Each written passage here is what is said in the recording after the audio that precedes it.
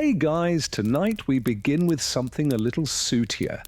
The grimy, gaslit world of Victorian London, a city of grand ambition, industrial marvels, and soul-crushing poverty. This wasn't the London of Sherlock Holmes or Queen Victoria's palace garden parties. This was the London of fog, filth, and foul smells. A place where surviving the day was a small miracle. So before you get comfortable, take a moment to like the video and subscribe, but only if you genuinely enjoy what I do here. And let me know in the comments where you're tuning in from and what time it is for you. It's always fascinating to see who's joining us from around the world. Now, dim the lights, maybe turn on a fan for that soft background hum. And let's ease into tonight's journey together. You open your eyes, and the first thing you see is your brother's foot, inches from your face, grimy and twitching slightly from some horrifying dream. Welcome to your one and only room. It's not a bedroom, it's not a living room, it's the room, and it's everything. You share it with 6 other souls, 1 bed, 2 chairs with questionable structural integrity, and a rat who's been around so long you're considering charging him rent. There's no wallpaper, just patches of wall where something used to be. The ceiling leaks when it rains, and even when it doesn't, it drips something that you've decided not to investigate. The fireplace is fake, the air is damp, the floor cacks like it's trying to warn you of your own mortality. You're wrapped in a thin wool blanket that hasn't been washed since the Crimean War. And the pillow under your head is made of straw, possibly mixed with someone's long-forgotten sock. There's no plumbing. That bucket in the corner, that's the toilet, bath, and emergency water source, depending on the time of day and level of desperation. You've learned to breathe through your mouth in the mornings. It helps a bit. There's one window, if you can call it that. So, covered in soot and fog, it mostly just lets in the sound of cartwheels shouting vendors and someone aggressively coughing 3 doors down. You try not to think about the fact that the window opens onto an alley where the butcher dumps his offcuts and your neighbor keeps his goat. Every morning begins with a family-wide shuffle. You dress under blankets to avoid the cold. You swap spots around the wash basin like it's a game of musical chairs with fewer prizes. And someone always knocks over the chamber pot. And yet somehow, this room is still home. You know which floorboard cacks, which corner drips, and which window pane rattles just before your neighbor yells about his stolen boots. You know the smell, the dust, the strange sense of belonging. But make no mistake, this room isn't comfortable. It isn't cute. It's a place that prepares you for the day outside by making you suffer a little before you even leave. And trust me, the streets won't be kinder. You stumble out the front door, still blinking sleep from your eyes and clutching half a crust of bread, and immediately walk face first into a wall of choking fog. But this isn't the romantic candle-lit haze they write about in novels. No, this is London's infamous par super, and it's like trying to breathe through a cold, stuffed sock. The sky is grey, the street is grey, the air is grey. You can't see the end of your own arm, and you're pretty sure that's a lamppost ahead, or possibly a horse. Could go either way. This fog isn't just weather, it's murderous, formed by the happy marriage of industrial coal smoke and natural mist. It clings to everything, it seeps into your lungs, coats your throat, and gives your clothes that signature London look, soot, streaked and mildly flammable. You cough, everyone coughs.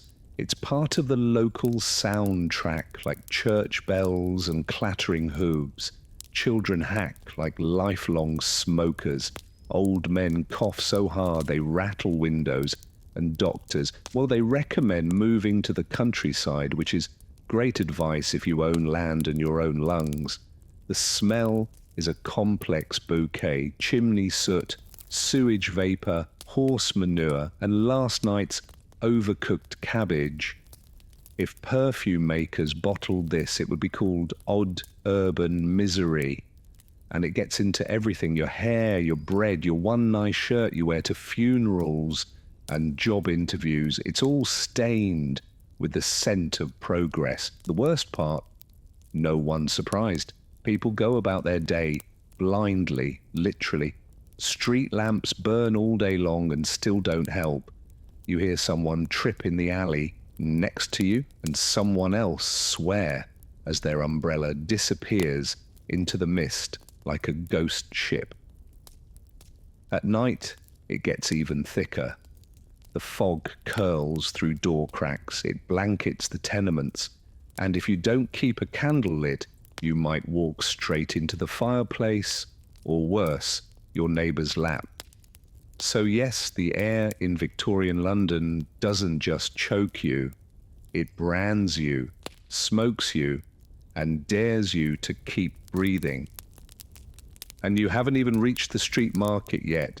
You've made it out of bed, out of your smoke-soaked fell, and down into the day's grey beginnings. Now your stomach groans. Time for breakfast, except breakfast in Victorian London is less of a meal and more of a ritual in lowered expectations. If you're part of the working class, and you almost certainly are, breakfast isn't eggs or toast or a hearty pile of bacon. It's a crust of bread that could double as a roof tile. Maybe some porridge if the oats weren't eaten by the rats in the cupboard. And tea. Always tea, not because it's comforting, but because it's boiled. And anything that's been boiled probably won't kill you. Milk only if you can afford it. And even then it's a gamble. It might be watered down or worse. Preserved with formaldehyde by enterprising vendors who think child safe is a loose guideline. Sugar is expensive. Butter, a legend. Jam. Only if your aunt died and left you some in her will. If you're lucky enough to work in a factory or live near a bakery, you might sniff warm bread on the air. Don't get excited. That's not your bread. That's someone else's breakfast. Likely belonging to a man with a hat and a last name on his door. And if you're really down on your luck, an orphan, an out-of-work widow, or just someone who lost their job to a machine, you might find yourself queuing at a workhouse for a ladle of greyish groel. It's warm, it's edible. That's about the kindest thing one can say. Street vendors might offer fried potatoes or old meat pies, but beware. The meat is unidentifiable, the oil ancient, and the odds of intestinal regret high. Still, the smell is oddly inviting. When you're starving, everything smells like hope. You eat quickly, standing, wrapped in your coat like a cloak of denial. There's no dining room, no soft morning music, just cold fog, clanging wheels, and the distant sound of someone already yelling about stolen coal. And now, bellies only half full and spirits not at all.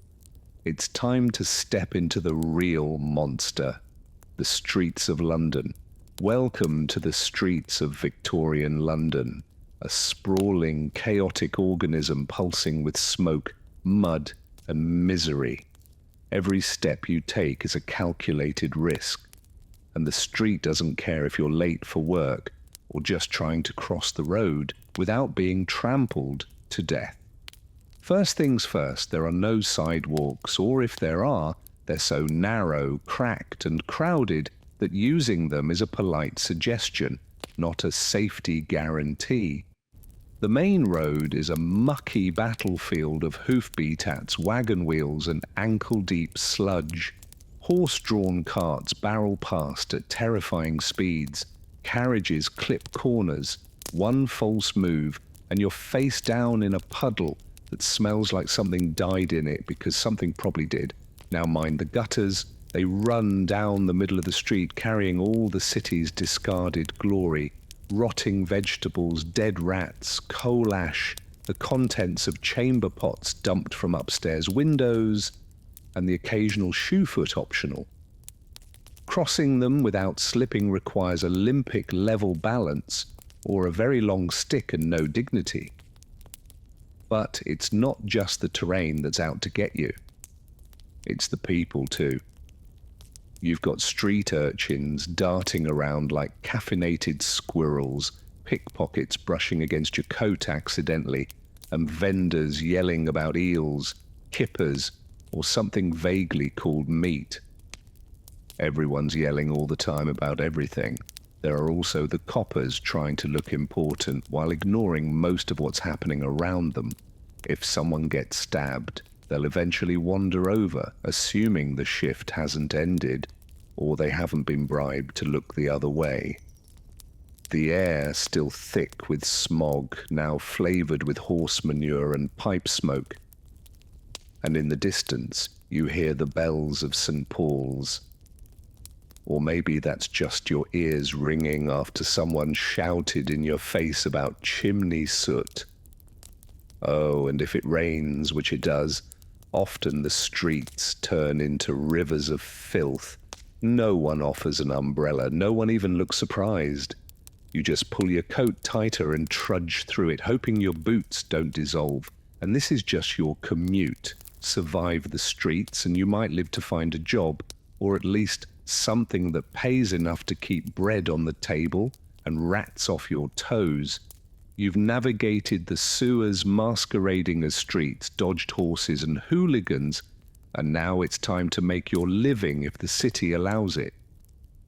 In Victorian London, a job isn't a title, it's a test of endurance, a way to slowly fall apart while clinging to the illusion of stability. If you're a man, you might be lucky enough to land work in a factory 12 to 16 hours a day, 6 days a week, for wages that wouldn't feed a well-behaved cat. The noise is deafening, and the air is full of soot, metal shavings, and regret. If you lose a finger in the machine, don't worry. There are 20 children lined up behind you, ready to take your spot. Don't fancy machinery? Try bricklaying or hauling coal or working in the docks where your back gives out by 30 and your teeth fall out by 40 if you live that long. Women, you're scrubbing floors, washing other people's laundry until your hands dissolve, sewing buttons until you forget what daylight looks like, all for pennies. And when those options run out, there's always the street. No sick leave, no safety, and no sympathy. Maybe you're a chimney sweep or a mudlark digging through the Thames at low tide, looking for scraps of rope, nails, or bones to sell. The smell is free, the dysentery also included, or perhaps you've landed in a workhouse, that magical institution where the destitute are helped by being worked to the bone in exchange for food so bland it feels like a punishment. You're not here to thrive, you're here to not die too loudly. Jobs come and go, illness doesn't. Injury means starvation. There's no workers' comp, no health insurance, and no HR department. Just a foreman yelling at you to lift faster, breathe quieter, and stop bleeding on the equipment. And heaven forbid you complain. There's always someone more desperate behind you willing to work for even less. Competition is fierce and compassion is scarce. So, yes, you're employed, but don't get too excited. In Victorian London, a job doesn't pull you out of poverty. It just gives you something to do while you're in it. In Victorian London, childhood isn't a time of innocence. It's a short window before your back gives out and your lungs fill with soot. If you're small enough to fit inside a chimney, congratulations, you're considered employable. Forget toys and bedtime stories. By the time you're 5, you're already working. 6, if your parents are merciful, school is a luxury. Work is your future and your present. You might be a chimney sweep crawling through narrow flue, scraping out soot while praying you don't get stuck. If you scream, they'll poke you with a stick. If you stop moving, they'll assume the worst and keep going. Or perhaps you're a match girl dipping wooden sticks into white phosphorus that poisons your jawbone until it glows in the dark and eventually falls off. The pay, a few pence, the hazard, bone death, a charming trade-off. Some children are mudlarks scavenging through the toxic sludge of the Thames at low tide, looking for nails, rope, anything remotely sellable. You emerge soaked, freezing, and likely infected with something Victorian science hasn't even named yet. Others hawk newspapers on the street, shout about roasted chestnuts they can't afford, or run messages for pennies. You run fast, dodge traffic, and hope today isn't the day you're trampled by a horse or beaten for looking the wrong way at the wrong man. Factory work, that's the dream. Indoors, steady hours, just ignore the amputations. Children clean under whirring machines, often while they're still running. You learn fast or you lose a hand. No safety gear, no days off, no sympathy, just sweat, noise, and an ever-present adult barking orders. And if you're an orphan, the world doesn't owe you anything. Workhouses, the street, or worse. Some are sold into service, others vanish, absorbed into the fog. A footnote in someone else's story. In the eyes of Victorian industry, children are cheap, obedient, and disposable. Childhood isn't stolen, it's simply never offered. And yet somehow they survive. They play with scraps, sing songs in alleys, and laugh. Between shifts, between coughs, because they have to. Because in London, even children are expected to carry the weight of empire on their tiny soot-covered shoulders. If you thought surviving Victorian London was hard as a man, try doing it as a woman. You work all the time. And no, you don't get applause or medals. You get calluses, exhaustion, and a society that expects you to smile while your spine collapses. If you're unmarried, you might be a domestic servant. That means scrubbing floors from dawn till dusk, hauling buckets of coal, blacking the hearth, ironing until your arms ache, and never sitting down unless someone tells you to. You eat last, you sleep in the attic. And if the master gets handsy, well, you should feel grateful apparently. Married? That's not better. It's double duty. You clean your own home, likely a single filthy room, raise children, usually several, cook with nothing, sew everything, and manage the entire household budget with 3 shillings and a prayer. And then maybe you take in laundry from richer households, boiling, scrubbing, wringing, repeating just to buy bread. Some women become seamstresses, stitching shirts in poorly lit corners for 14 hours a day.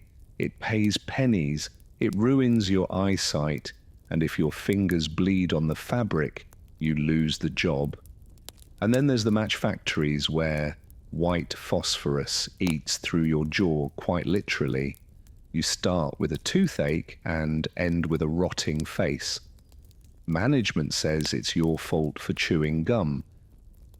When none of that pays enough, or when you're widowed, orphaned, or just unlucky, the street becomes the only option. Sex work is legal, unofficially ignored, and socially condemned. You might make enough for food and rent, or you might get arrested, attacked, or worse. Protection only if you count wool, gloves, and luck. Women in Victorian London are expected to be quiet, clean, obedient, and always busy. You're the moral center of the home, even if the home has no floorboards, no heat, and no future. There are no rights, no maternity leave, no safety net. Just other women, sometimes kind, sometimes cruel, trying to survive the same nightmare. But somehow they do with grim determination, whispered jokes, and backs bent by centuries of unpaid labor, and still they find time to comfort their children and sweep the doorstep because someone has to. You might have dodged the horses, survived the soot, and even landed a job, but in Victorian London you can't dodge disease. It's everywhere, lurking in the water, the walls, the air, and quite possibly in the meat pie you ate for lunch. Illness doesn't knock. It sits beside you on the tram, sleeps beside you in your tenement, and sneaks into your lungs while you wait in line for bread. Start with the basics. Tuberculosis, or consumption as they called it, because it slowly consumes your lungs, your body, and your will to live. The cough is deep, constant, and comes with blood. Everyone knows someone who has it. Most people just keep working until they drop. Then there's cholera, which arrives through your drinking water like a particularly cruel surprise. One minute you feel fine, the next you're vomiting, dehydrated, and desperately trying not to soil yourself in public. It spreads fast. Whole streets go silent. The local pump is chained up too late. By then, the damage is done. Typhoid, scarlet fever, diphtheria, or regular visitors. Each has its own personality, but they all share one thing in common. They hit the poor the hardest. If you can't afford a doctor, and you can't, you're left with herbal remedies, homemade picases, or the magical healing properties of hope. Of course, there's always laudanum, a beloved mixture of alcohol and opium sold over the counter. You got a fever, take laudanum. Cramps, laudanum. Grieving the death of your 8th child, double dose. You'll still die, but you'll die very relaxed. And what about the doctors? Well, they mean well sometimes, but medicine is still guessing with Latin. Leeches are still in fashion. Surgery is done without gloves. Antiseptics are a twinkle in Lysistrata's eye. Your odds with a street barber aren't much worse. Disease doesn't discriminate, but your living conditions help it choose you faster. No sanitation, no ventilation, 10 people to a room. It's a perfect breeding ground for microbes, misery, and mold. In Victorian London, if something doesn't kill you fast, it will kill you slowly. And if you're somehow still upright, time to refill your water. You're sweating through your soot-stained shirt, your lips are dry, and your throat feels like it's been sandpapered by coal dust. Time for a drink? Sure. But in Victorian London, water isn't your friend. It's a loaded pistol with a porcelain handle. Let's start with the Tempe-Mies, the lifeblood of the city. It's also the toilet, the industrial dump, the animal graveyard, and just for good measure, the city's main drinking water source. Imagine a stew of rotting vegetables, chemical runoff, dead dogs, human waste, and expired fish flowing right past Westminster. Now pour a cup and say, cheers.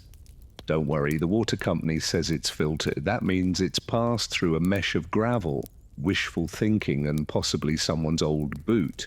If you live in a working-class neighborhood, your tap might come from a public pump down the street, which you share with 200 neighbors and 3 nearby factories. And the worst part, you might not even know it's deadly until it's too late. Cholera loves bad water. So does typhoid. They swim freely through the pipes like microscopic sharks. Whole families are taken out within days. A shared bucket, a misused chamber pot, a splash from the wrong pump, and your headline material if you're lucky, bathing. Now that's adorable. Most people don't have bathtubs. If you're middle class, you might share one with the family once a week. If you're poor, it's a tin tub in the kitchen once a month, if that. And that same water might double as laundry rinse, dish water, or a place to soak your aching feet. Hygiene is creative. The government starts installing sewers eventually thanks to the Great Stink of 1858, when the smell from the Thames was so horrific that Parliament fled the building. It took stench to make change. Until then, you boil your water when you can, or drink beer, the safe Victorian beverage for children and adults alike. Weak, warm, and slightly fizzy with salvation. So yes, in Victorian London you can die from a glass of water. The trick isn't just avoiding thirst, it's avoiding where the thirst takes you. You've tried honest work. It's long, filthy, and barely pays enough to buy yesterday's bread. The water might kill you, the factory definitely will, and the rent collector doesn't take our US. So what's left? Crime. And in Victorian London, it's not just an act, it's a career path. Start small. Maybe you're a pickpocket or a dipper, as the slang goes. You blend into crowds near the markets, bump someone gently, and vanish with a pocket watch or coin purse. Charles Dickens made Oliver Twist famous, but the real-life versions didn't get musical numbers. They got sent to Newgate Prison or shipped off to Australia. If you're a woman, you might become a fence, buying and reselling stolen goods in back alleys under layers of shawls and misdirection. Or maybe you run a twilight house where pickpockets drop their loot before the bobbies come sniffing.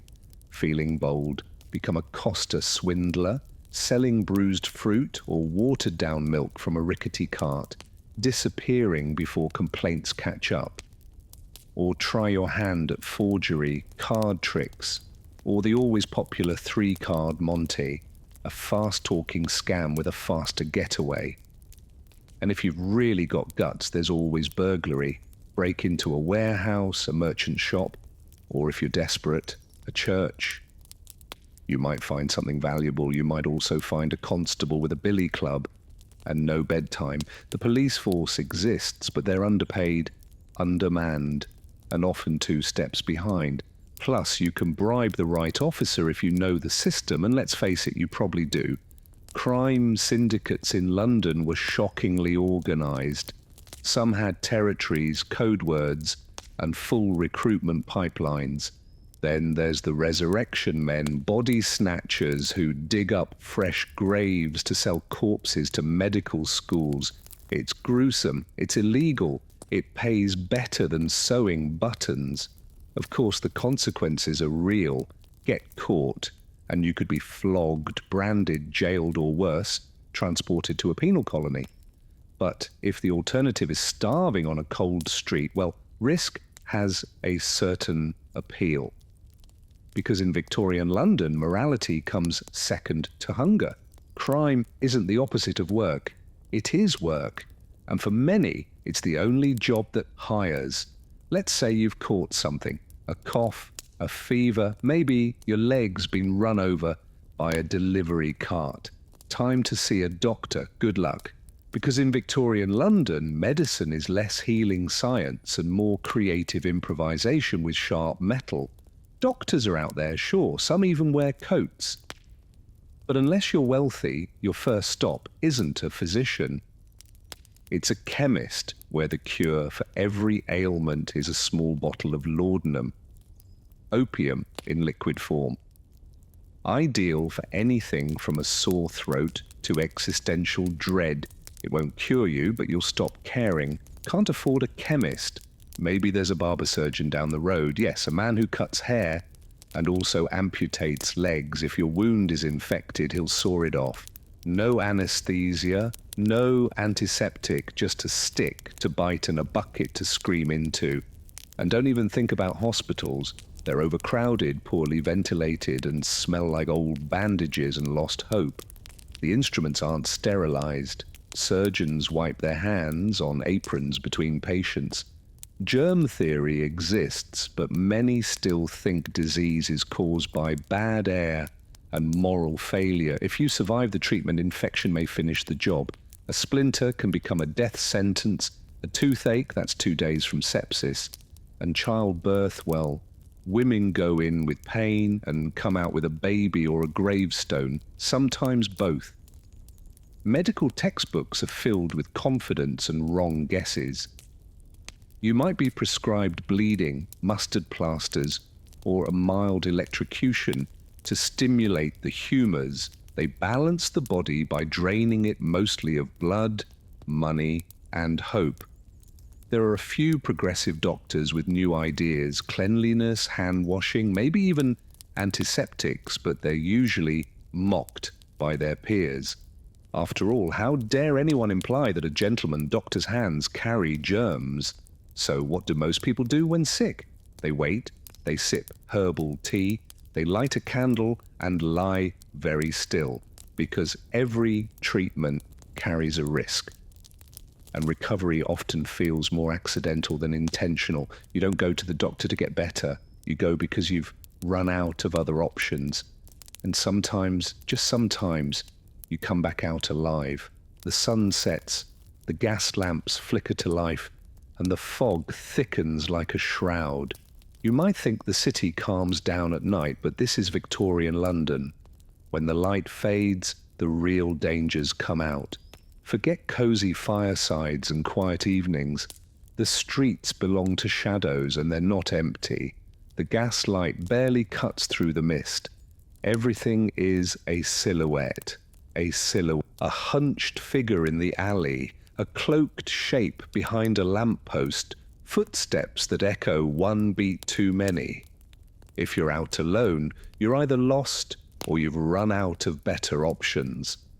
The police patrol in pairs, swinging their tunchons and trying to look menacing, but even the constables know certain alleys are best left alone. Criminals own the night, and most wear shoes softer than a copper's boots. Robbers, cutthroats, and pickpockets thrive after dark. And if your route takes you through Whitechapel or Limehouse, you hold your breath and walk faster. Not because of ghosts, though the fog does play tricks, but because someone might be watching, and in 1888, he might have a knife. If you're a woman, the danger triples. Men learn from corners. Offers are whispered. Some follow, others don't bother whispering. The darkness hides everything. Faces, screams, and sometimes bodies. Even if you stay indoors, you're not always safe. Tenement buildings creak and groan. Rats scratch behind walls. Arguments erupt 2 floors down and end with breaking glass or breaking bones.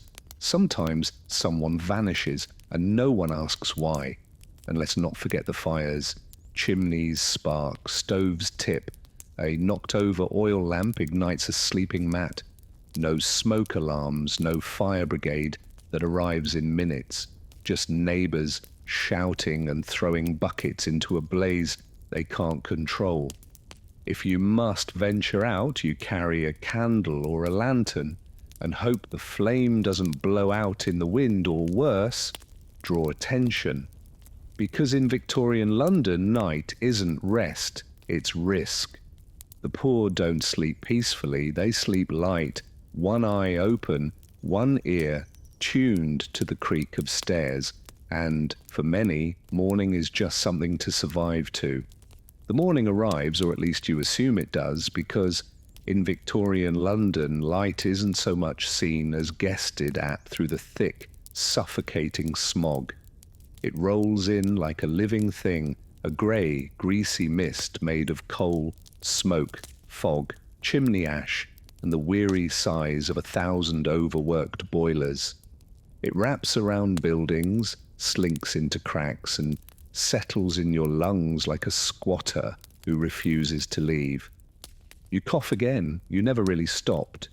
The smog irritates your throat, clings to your skin, and makes your eyelashes feel sticky. Everyone coughs. It's part of the daily soundtrack, along with the church bells, the clip-clop of hooves, and someone yelling about turnips. You wipe the windows, the cloth comes away black. You wash your hands, the water turns grey. Your clothes, no matter how often they're scrubbed, always smell faintly of smoke and despair. Even your curtains are stained with soot.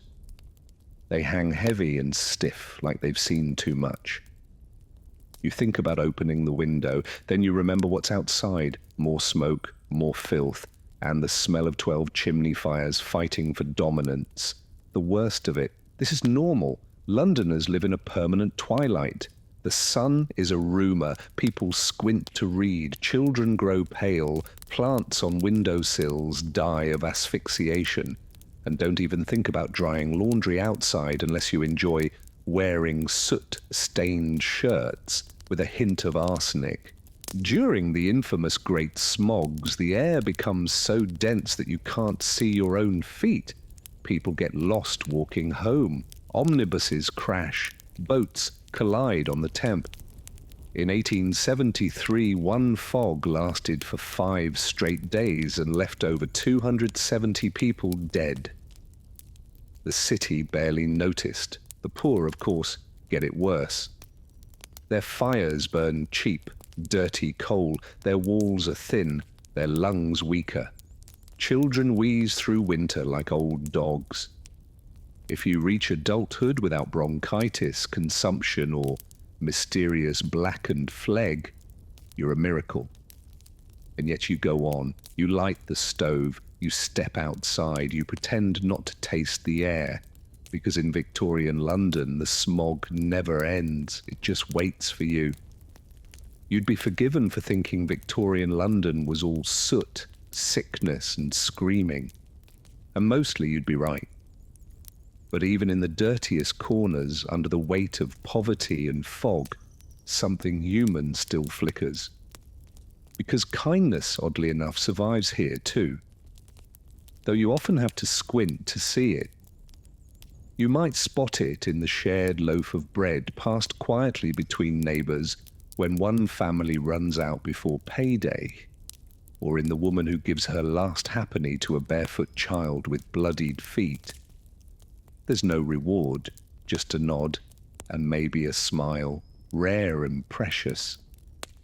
Even in the darkest places, the tenements, the alleys, the workhouses, people look out for each other.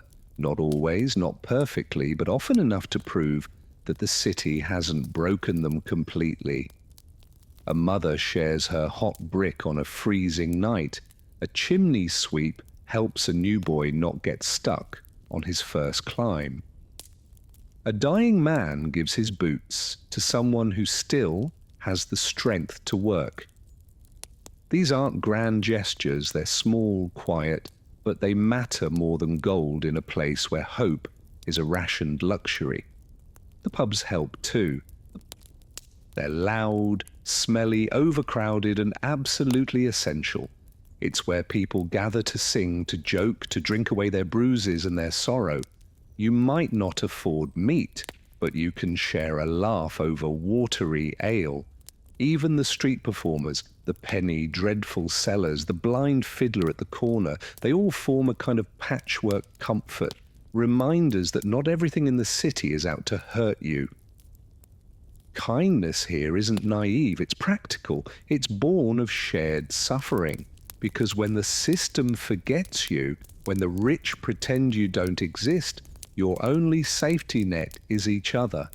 And so despite everything, the filth, the fever, the fog, people still love, still marry, still raise children, still hope.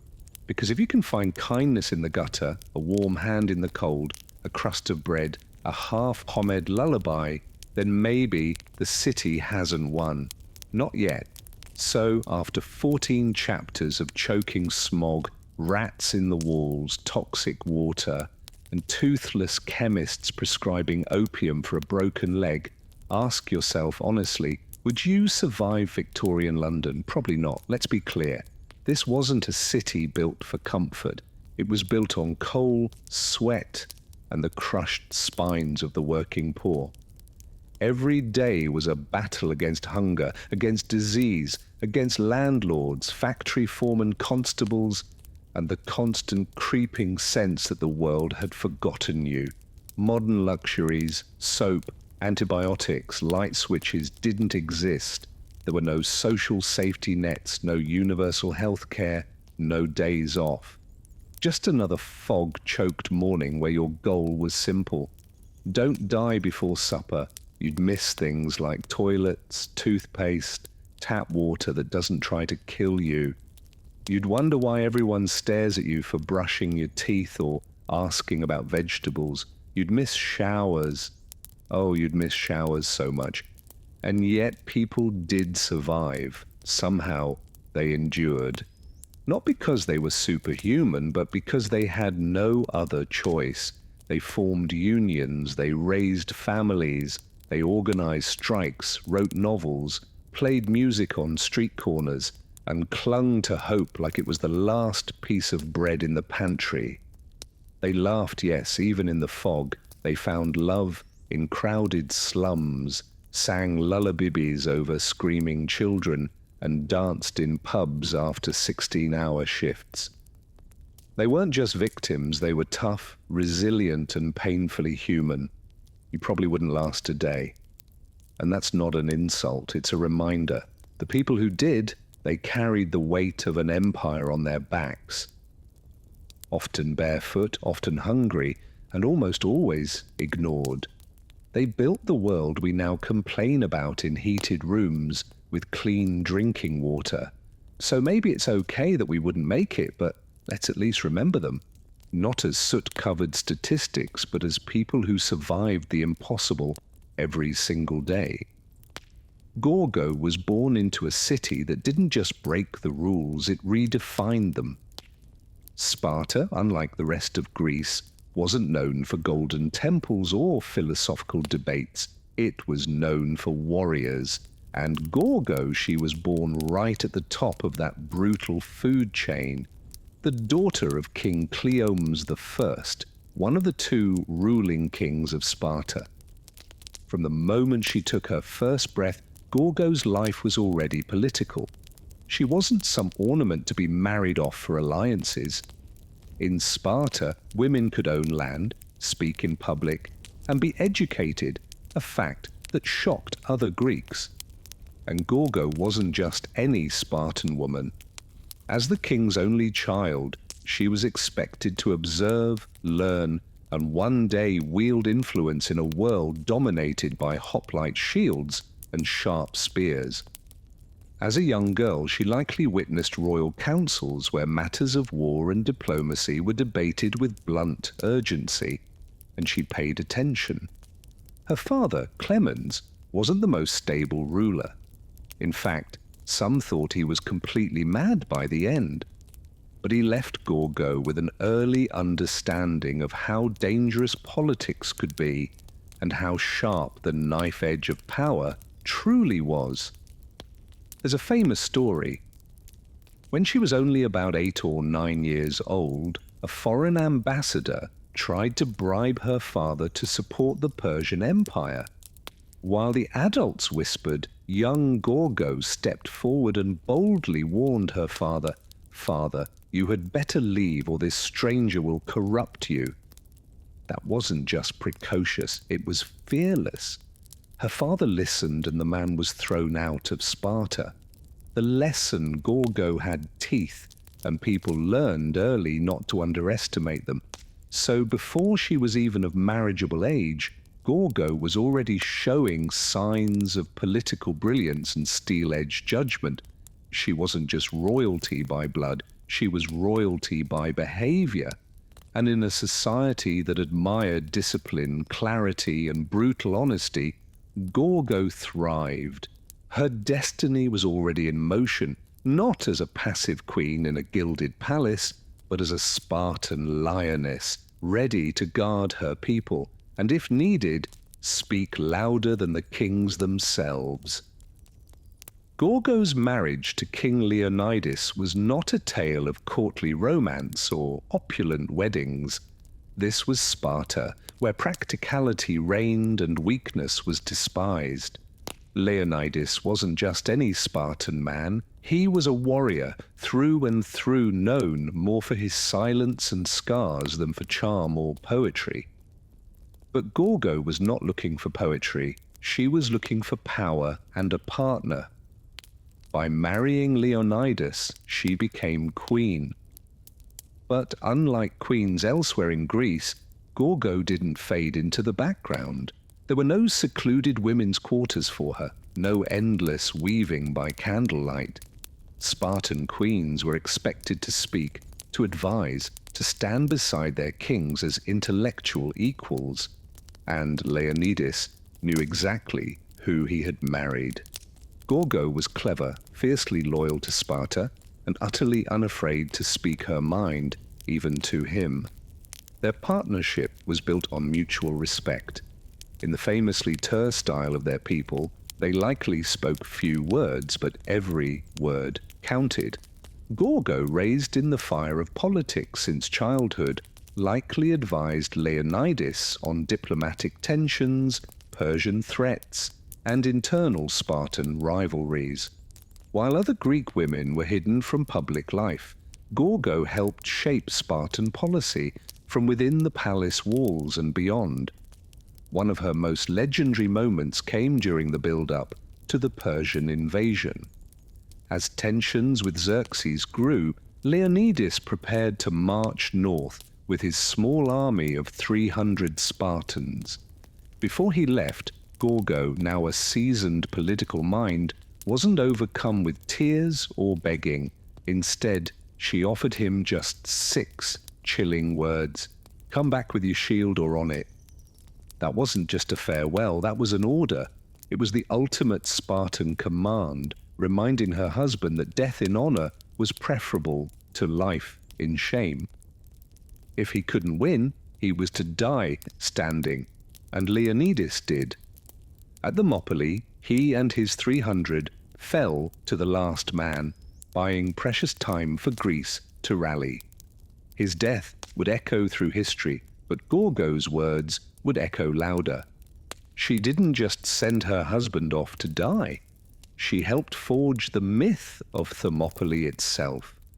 While Leonidas died a hero, Gorgo lived to protect the legacy and perhaps to shape the empire his sacrifice tried to save. After Leonidas's death at Thermopylae, many queens would have slipped quietly into mourning, perhaps disappearing from the public eye. Not Gorgo. In fact, her influence only grew stronger. She had become more than just a widow. She was now the living symbol of Spartan resilience. And while statues were built for the fallen, Gorgo became a living reminder of why they fought in the first place.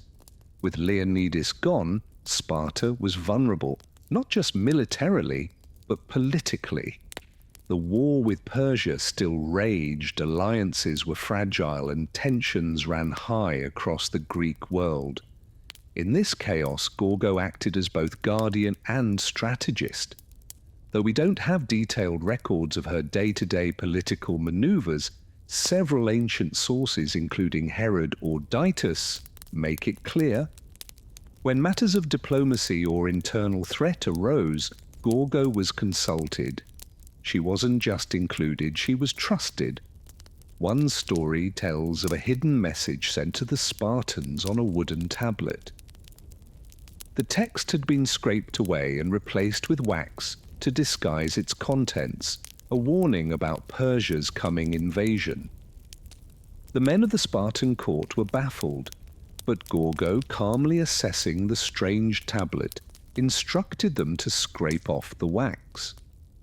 Beneath it, the original message revealed the dire news. Gorgo had solved a diplomatic riddle that could have cost Sparta everything. Her insight likely saved thousands of lives, but Gorgo's genius wasn't just in puzzles. She understood the fragile web of alliances that held the Greek city-states together and the threat that Persian gold posed to it. While Athens and other cities were notoriously vulnerable to bribes, Gorgo's sharp warning from childhood still applied. Beware of gifts that reek of corruption.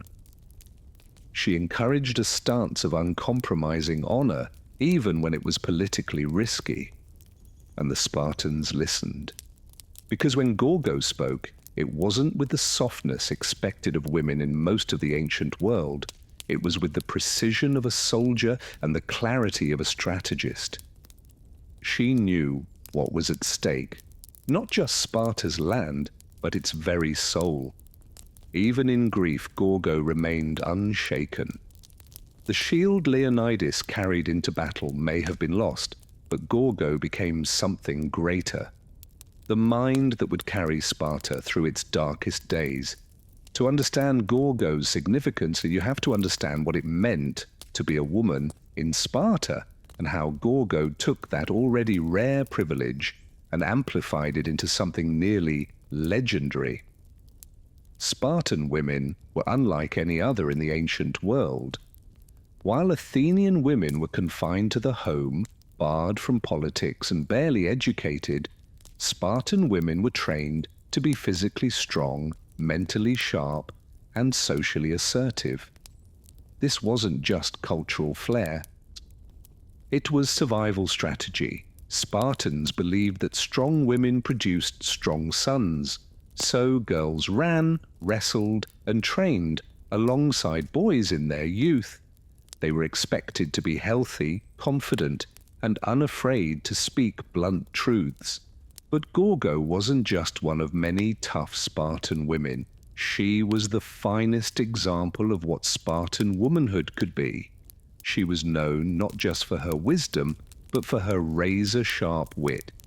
There's a famous anecdote where a foreign woman asked her, "Why are you Spartan women the only ones who rule your men?" Gorgo didn't hesitate. She shot back, "Because we are the only women who give birth to men." That line wasn't just clever, it was pure Sparta. It signaled a culture where female strength was seen as essential, not ornamental. In Gorgo's world, motherhood wasn't a passive role, it was a political one. To raise a Spartan son was to train a future warrior. And for Gorgo, raising her own son, Plerchus, who would become king after Leonidas, was an act of devotion not just to family, but to the entire Spartan state. She likely oversaw his early education, surrounded him with the values of honor, sacrifice, and discipline, and instilled in him a love not for glory, but for duty. Yet Gorgo never flaunted her power. She didn't need to. Her voice carried weight precisely because she used it sparingly and always with precision. She wasn't a ruler in name, but a force in reality. While Sparta remained a dual monarchy led by men, Gorgo's presence ensured there was always a keen-eyed strategist watching from behind the throne. In many ways, she was the unspoken law of Sparta, upholding its ideals, pushing its leaders, and sharpening its spine. Gorgo didn't just redefine what it meant to be a queen. She redefined what it meant to be a Spartan.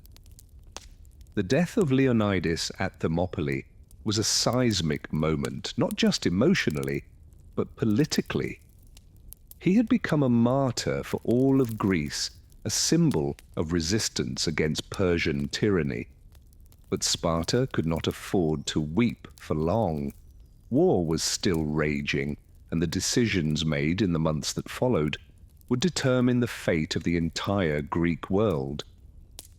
And while Gorgo held no official rank, her influence didn't vanish with her husband's body. With her son Plerchus still a minor, a regency had to be established. While historical records don't list Gorgo as a formal regent, we could be sure she had a role in guiding his education and shaping the political decisions made in his name. This wasn't a time for grieving mothers. This was a time for cold calculation. The Persian threat was still looming and Greece was deeply divided. Athens wanted to fight on sea, Sparta on land. Unity was fragile. It was likely during this critical period that Gorgo became something of an unofficial advisor to the Spartan Gerousia, the Council of Elders.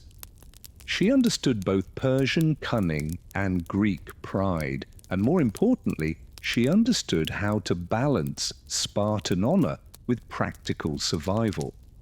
Sparta could not afford to be reckless, nor could it afford to look weak. Gorgo had seen what unchecked ambition did to her father, Clemens, and she had learned how to walk the tightrope of power. She would have been present as Sparta debated its next steps, whether to march north again, whether to commit troops to the naval battle of Salamis, or whether to defend the Peloponnese and let the rest of Greece fend for itself. These were not easy decisions, and they were being made by men who had just lost their king in a blaze of glory. Gorgo's presence, rational, emotionally controlled, and deeply patriotic, may have been the anchor Sparta needed. There is no record of her giving orders, but there didn't need to be. Spartan queens led through example, not decree. Her mere survival, her unshaken presence, was itself a kind of leadership. In a city obsessed with honor, Gorgo had already proven that she could carry the shield. And now, without Leonidas, she carried the memory of his sacrifice into every political decision that followed. As the war against Persia raged in the years past, Gorgo's role subtly shifted. From queen consort to queen mother, from political influencer to guardian of legacy. Yet she was never a relic of a past era. Gorgo remained a living embodiment of Spartan ideals, a presence so formidable that even without a crown or battlefield, she still commanded attention. Her son Plerchus eventually took the throne, but he was not the kind of king his father had been. Quiet, less known, and largely absent from military glory, Plerchus ruled in the long shadow cast by Leonidas. And behind him, still watching, was Gorgo, the woman who had raised him, shaped him, and ensured he understood what it meant to carry the blood of a hero. But what made Gorgo exceptional wasn't just her connection to two kings, it was her mind, her reputation, and the rare fact that she appears by name in multiple ancient sources, something extremely uncommon for women in classical history. Herodotus, the so-called father of history, mentions her more than once, praising her intelligence and recounting her ability to solve riddles and navigate political threats. In a world where women were often nameless shadows, Gorgo stood out not as a myth or a lover or a tragic figure, but as a mind to be reckoned with. She was in many ways the embodiment of what Sparta wanted to believe about itself, a society where even women were strong, wise, and ready to defend their homeland at any cost. Gorgo didn't need to fight with a spear. She fought with words, with counsel, with unwavering resolve. Her contributions weren't made on dusty battlefields, but in war councils and private conversations, in raising a king and keeping a nation emotionally intact during its darkest hours. Even centuries later, her name remains one of the few ancient Spartan women preserved by history. Not because she was a queen, but because she was impossible to forget. In an age when the achievements of women were easily erased, Gorgo's intellect, sharp tongue, and political bravery left a mark too deep to wash away. She didn't inherit greatness, she carved her own version of it. And Sparta, brutal and uncompromising as it was, loved her for it. Sparta prized few things: silence, strength, and discipline. But Gorgo managed to make her voice one of its sharpest weapons. She didn't speak often, but when she did, her words were remembered for centuries. She was living proof that in a culture where words were precious, the right ones could echo louder than shields clashing in battle. Gorgo was a master of Spartan wit, a form of verbal warfare all its own. She didn't use metaphors or flowery speeches. She used the truth delivered like a knife to the heart of pretense. One of her most quoted responses came when a foreign woman asked, "Why are Spartan women the only ones who rule their men?" Gorgo's reply was legendary, because we are the only women who give birth to men.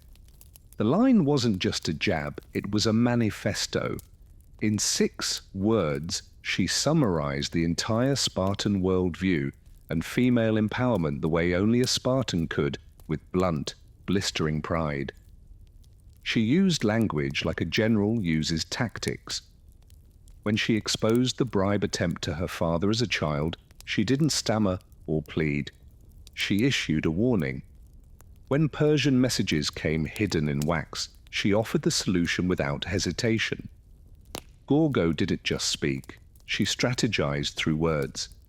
And Sparta listened. In a male-dominated society built around the sword, Gorgo showed that intellect could be a battlefield too. Her statements have the rhythm of command and the clarity of someone who understood power, not as ornamentation, but as responsibility. She didn't need to scream to be heard. She made every word a dagger.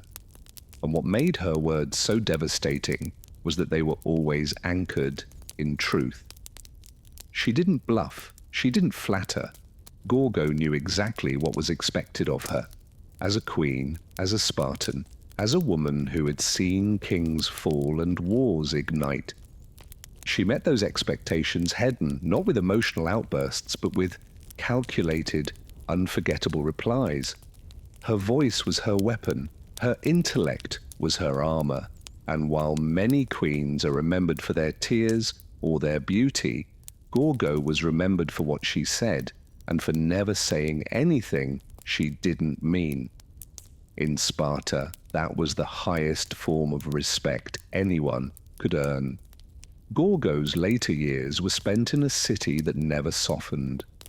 Unlike other Greek polis that evolved into cultural centers, Sparta refused to compromise its militaristic identity. It remained rigid, proud, and dangerously insular. And Gorgo, still standing tall amidst its stone and bronze, witnessed the long consequences of Leonidas's sacrifice, not only for Sparta, but for Greece itself. The Persians were eventually repelled, yes, but victory came at a price. Sparta emerged from the Persian Wars with immense prestige, hailed as the protector of Greek freedom. But with honor came rivalry. Athens, fueled by democracy and ambition, grew in wealth and influence, slowly drifting from ally to adversary. Tensions simmered and a new storm was brewing, the Peloponnesian War. It was a conflict that would define the next generation of Spartans, including Gorgo's own son. If Gorgo saw the writing on the wall, she likely recognized that Sparta's strict ideals, once its greatest strength, were now becoming limitations. While Athens adapted and innovated, Sparta remained unmoved. The same military codes that once made Sparta invincible also made it inflexible. But Gorgo, ever pragmatic, likely accepted this reality with the same steely clarity she had shown all her life. She had lived through more than one kind of war, not just the ones with spears and arrows, but wars of diplomacy, of shifting alliances, of internal unrest. By now, Gorgo had likely become a living relic, in the best sense of the word, a link to Leonidas, a symbol of what Sparta once was, and a reminder of what it might become again if it stayed true to its core without losing its mind to arrogance. No record survived describing her final days, but there's no reason to believe she met them with anything less than calm resolve. She had already done more than most women and most men of her time. She had ruled without ruling, fought without a sword, and shaped a city that didn't even allow its kings to indulge in softness. If Gorgo mourned, she did so privately. If she hoped for the future, she kept it to herself. Because in Sparta, emotions were not for display. Legacy was, and hers was already secured in bronze and blood. Gorgo of Sparta didn't need marble statues or epic poems to be remembered. Her legacy was etched in something far stronger, the collective memory of a city built on discipline, honor, and defiance. Unlike other queens whose stories were wrapped in tragedy or romance, Gorgo's tale is one of sharp intellect, political savvy, and enduring pride. She stood at the intersection of two of Sparta's greatest icons, daughter of King Cleomenes, wife of King Leonidas. And yet, she was never overshadowed by either. She wasn't a footnote in their stories, she was a chapter all her own. Historians and scholars still marvel at how frequently her name appears in the writings of Herodotus, not as a passive royal, but as a decisive figure. In a world that almost never recorded the names of women, Gorgo cut through the silence like a spear through a shield. What makes her legacy even more profound is that she never held official power. She didn't command armies or sit on the throne. She advised, she warned, she solved, she raised a king, and through it all, she embodied the terrifying dignity of Sparta itself, a city that chose death over disgrace, silence over boasting, and action over rhetoric. Her most quoted words, "Come back with your shield or on it," are more than a farewell. They are a philosophy, a distilled version of the Spartan code. And though they've been repeated, repainted, and even repurposed in modern times, they still carry the cold fire of their original context. A queen sending her husband to his death, not with tears, but with a command to uphold honor. Today, Gorgo stands among the rare few ancient women who are remembered not because they were tragic, beautiful, or scandalous, but because they were respected.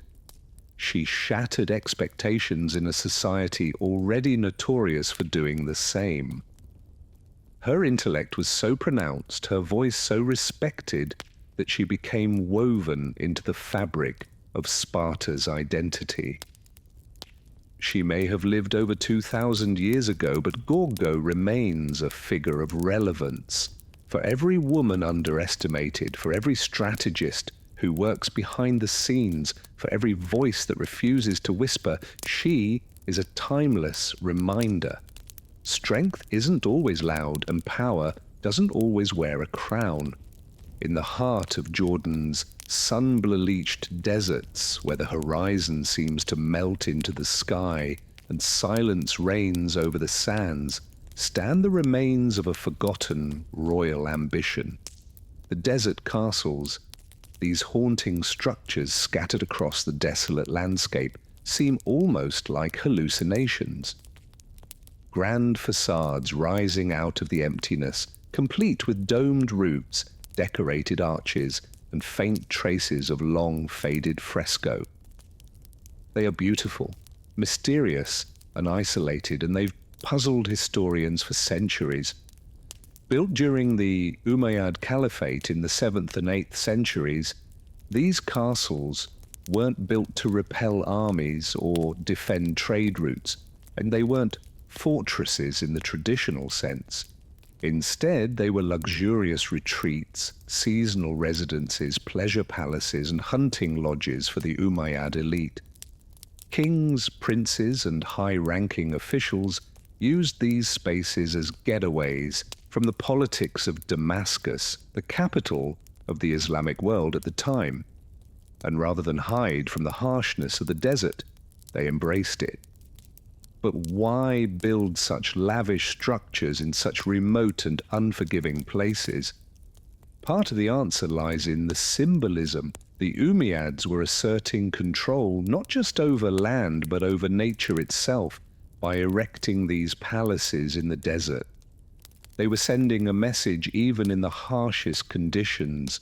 Their power, culture, and sophistication would flourish. These buildings were monuments to Umayyad authority, artistry, and confidence. There's also a practical layer.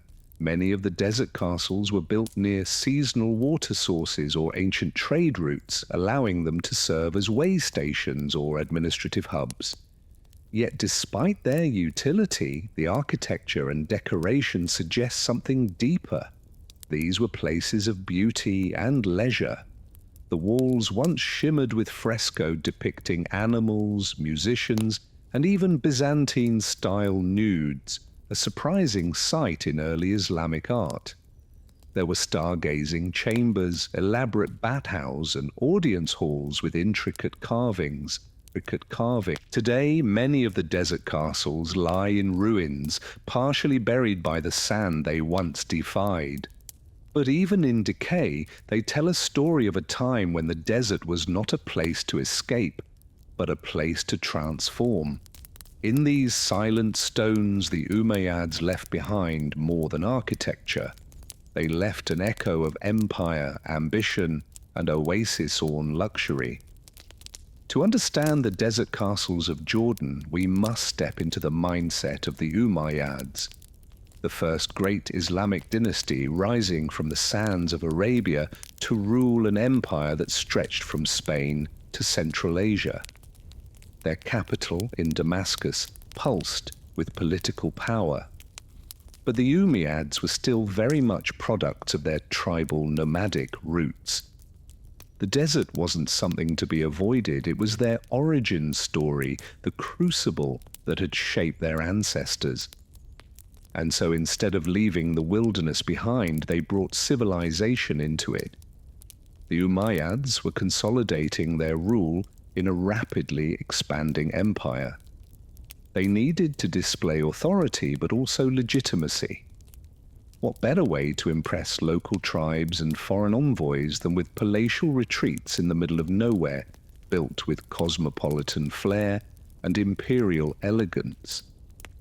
These desert estates served as venues for diplomacy, hunting expeditions, and elite gatherings, far from the watchful eyes and political intrigue of Damascus. But these weren't crude hunting lodges, they were sophisticated, often blending Roman, Byzantine, and Persian architectural influences. The Umayyads had inherited the architectural vocabulary of the lands they conquered, and they weren't afraid to mix styles. Some of the castles featured mosaics of grapevines, fountains framed with Corinthian columns, and fresco filled with mythical creatures. This eclectic blend of East and West sent a clear message. The Umayyads were not just desert warlords, they were heirs to a broader multi-civilizational legacy. In places like Qasr al-Mhata, you can still see intricate stonework adorning the outer walls with floral and geometric designs that suggest a fusion of Islamic restraint and Greco-Roman exuberance. At Qusayr Amra, fresco depict bathing scenes, musicians, and even a painting of the Six Kings, an image showing rulers from Byzantium, Persia, and Ethiopia paying tribute to the Umayyads. It was visual propaganda carved in pigment and plaster. These castles weren't just about comfort, they were about image. The Umayyads understood that power needed a stage. In these desert theatres, far from the noise of the capital, they performed dominance, luxury, and cultural sophistication. They used the emptiness of the desert like a canvas, and on it they painted a vision of empire that was both ancient and utterly new. Among all the desert castles, none captivates the imagination quite like Qusayr Amra. Located deep in the Jordanian desert, it looks modest from the outside, a squat structure of dusty stone, half buried in the vast stillness of its surroundings. But step inside and you enter a different world. Walls alive with images, colors that defy the harshness outside, and fresco that whisper secrets from 13 centuries ago. Built in the early 8th century, Qusayr Amra is thought to have been commissioned by Kif al-Wali Fa, or one of his princes.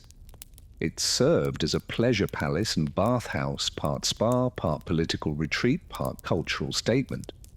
The building features a domed audience hall, several bathing rooms, and a vated ceiling painted with the constellations, an Umayyad observatory hidden in the desert. But it's the fresco that make Qusayr Amra extraordinary. Covering nearly every surface, they depict a world far removed from modern assumptions about early Islamic art. There are images of dancing women, wine-drinking musicians strumming lutes, hunting scenes, and even Greek mythological figures like Hercules. The ceiling of one room shows the zodiac and personifications of the planets. Another wall features the Six Kings fresco, a powerful piece of propaganda showing rulers from distant lands seemingly bowing to the Umayyads, reinforcing the idea that the desert too was part of their dominion. This bold use of figural art has sparked debate for decades. Islamic art is often associated with anachronism, the avoidance of human and animal figures. But Qusayr Amra proves the early Islamic world was far more complex. The Umayyads weren't just building religious spaces, they were creating secular ones where luxury, astronomy, and power could mingle in visual celebration. And yet, time has taken its toll. Many fresco are faded, their colours dulled by centuries of wind and heat. But restoration efforts have helped preserve their haunting beauty. Today, Qusayr Amra is a UNESCO World Heritage Site, a rare glimpse into the Umayyads' intimate, hedonistic, and politically charged vision of rulership. In the middle of a dry, empty plain, Qusayr Amra still whispers of courtly songs, hot baths, and starry ceilings. It is not just a building, it is a desert dream painted in defiance of time. Qasr al-Kar rises like a mirage from the desert plains east of Amman, a massive symmetrical box of limestone and precision. From a distance it looks like a military stronghold. Thick walls, narrow slits resembling arrow loops, and no visible entrance from three sides. But here's the twist. Qasr al-Harana isn't a fortress, at least not in the traditional sense. Its secrets lie not in warfare, but in its puzzling design and uncertain purpose. Built around the early 8th century, this desert structure is one of the best preserved Umayyad castles. Yet scholars remain divided over what it actually was. Despite its fortress-like appearance, there are no real defences, no battlements, no water source, and no evidence of a standing garrison. The narrow slits may have let in light, but they wouldn't have stopped attackers. So why the armoured disguise? The prevailing theory is that Qasr al-Karina served as a caravanserai, a roadside inn for traders, travellers, and diplomats crossing the desert.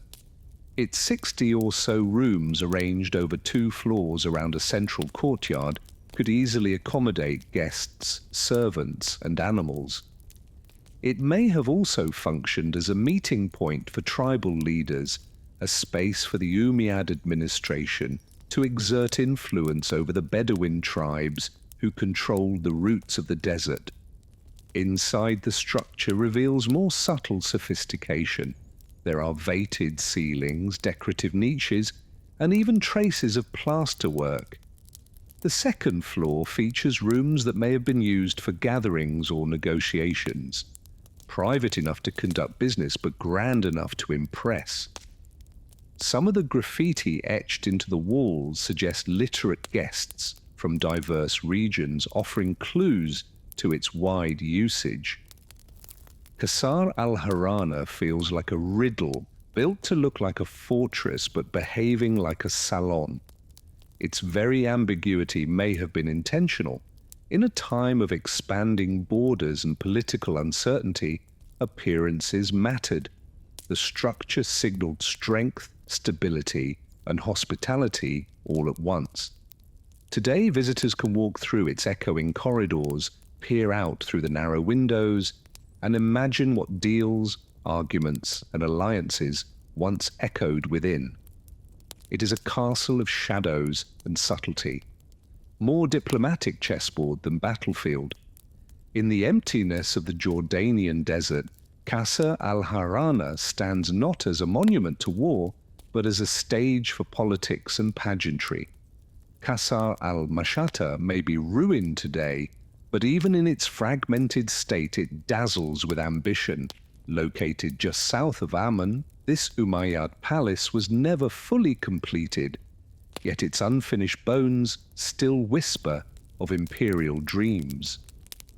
Among all the desert castles, Qasr al-Mashhata is perhaps the most architecturally elaborate, and its surviving facade is one of the finest examples of early Islamic stonework in existence. What immediately strikes visitors and historians is the extraordinary stone relief that once adorned its southern facade. Carved with geometric patterns, floral motifs, and stylized animals, the wall is a stunning fusion of Byzantine, Sasanian, and early Islamic artistic traditions. It's a visual manifesto of the Umayyad identity, powerful, cultured, and inclusive of the civilizations it had conquered or inherited. Ironically, much of the facade isn't in Jordan anymore. In the early 20th century, the Ottoman Sultan gifted part of it to the German Kaiser. Today, the largest surviving portion resides in the Pergamon Museum in Berlin, a fragment of desert glory displaced into European marble halls. But even without it, the ruins at Mashhata remain remarkable. You can still see the carefully arranged foundations, the outlines of a grand courtyard, and hints of the richly ornamented entrance hall. So, what was Qasr al-Mashhata meant to be? Most scholars believe it was intended as a winter palace, not just a retreat, but a royal statement. Its scale and artistry suggest it was meant to impress visitors, perhaps foreign dignitaries or tribal allies. The palace would have featured audience halls, private quarters, courtyards, and even a mosque, all part of a self-contained oasis of power in the desert. But then construction abruptly stopped. Some say the death of Kaif al-Wali II, who commissioned it, led to its abandonment. Others point to structural issues or shifting political priorities. Whatever the reason, Mashhata was left incomplete, its vision frozen mid-dream, and yet the ruin still commands respect. Even unfinished, Qasr al-Mashhata tells a clear story. The Umayyads were not just warriors or rulers. They were builders of culture, masters of design, and visionaries who dared to bring luxury into the most desolate of landscapes. Mashhata may have fallen silent, but its carved stones still speak the language of empire, bold, intricate, and enduring. It might seem strange at first, elaborate bat house in the middle of the desert. But for the Umayyads, hammams were more than just places to wash, they were spaces of ritual, relaxation, diplomacy, and even celestial contemplation. Scattered throughout the desert castles of Jordan, these bath complexes stand as testaments to how the Umayyads brought civilization and comfort into one of Earth's most unforgiving environments. Take Qusayr Amra, for example.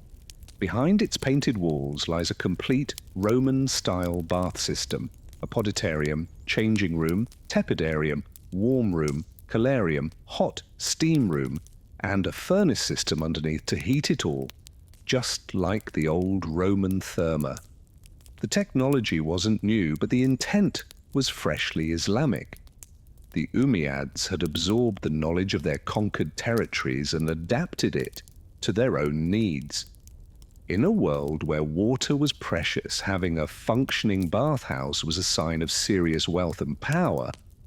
It demonstrated the caliphate's ability to manipulate nature, not just survive it. Bathing wasn't just hygienic, it was social. Here, rulers and courtiers could relax, host tribal leaders, or discuss matters of state away from the prying eyes of the court. It was intimacy wrapped in ceremony. And then there's the art. In the steam-filled walls of these hams we find fresco that challenge expectations, zodiac signs, planetary figures, bathing women, musicians, hunting scenes. The ceilings in some bathhouses even resemble ancient planetariums, especially in Kusa, where constellations are meticulously painted across the dome. It's as if the act of bathing was elevated into a cosmic experience, linking the physical cleansing of the body with the spiritual vastness of the heavens. This embrace of luxury wasn't decadence, it was calculated. The Umayyads weren't Puritans, they believed that showcasing their refinement was a way to legitimize their power. And in the desert where luxury was scarce, a steaming bath was as much a political statement as a military parade. These hums, tucked inside lonely palaces, offered not just water, but culture. Places where sand gave way to steam and where the stars above were mirrored in painted ceilings below. They remind us that even in exile from the capital, the Umayyads lived not with austerity, but with elegance and intention. One of the most mesmerizing and overlooked aspects of Jordan's desert castles is how many of them seem designed not just for comfort or politics, but for the stars. In a time before telescopes and apps, the night sky was both map and mystery.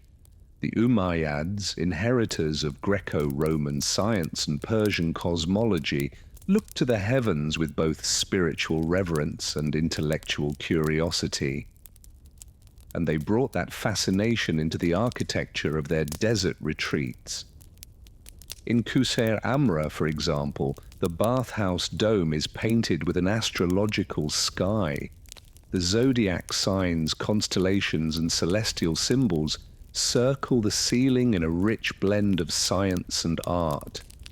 This is not decoration for decoration's sake, it reflects a deep understanding of astronomy, likely inherited from the scholars and scribes of the Byzantine and Persian empires. The Umayyads weren't just warriors, they were cultural sponges absorbing the best of what the ancient world had to offer. The presence of these celestial themes may have had multiple layers of meaning. On one hand, they signaled the caliphate's knowledge and sophistication. On the other, they echoed a more mystical relationship with the cosmos. The belief that power on earth was mirrored in the stars. Aligning one's rule with celestial order wasn't just good politics, it was divine symbolism. In the quiet of the desert, far from the lights of the cities, the night sky would have been overwhelming.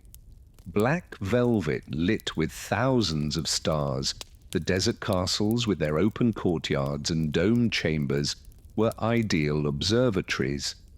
Whether for calculating calendars, navigating the desert, or engaging in more esoteric practices, these sites were perfect for skywatching.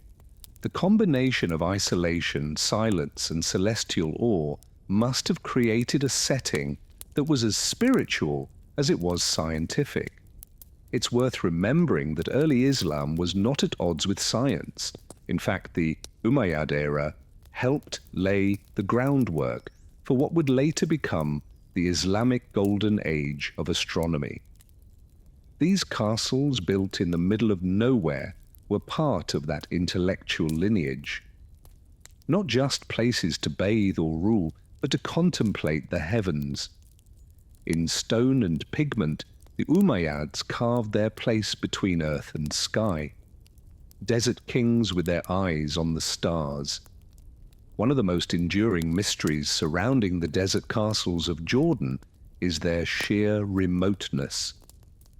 Why would the Umayyads build lavish palaces, richly decorated bathhouses, and star-studded observatories so far from any major city or settlement?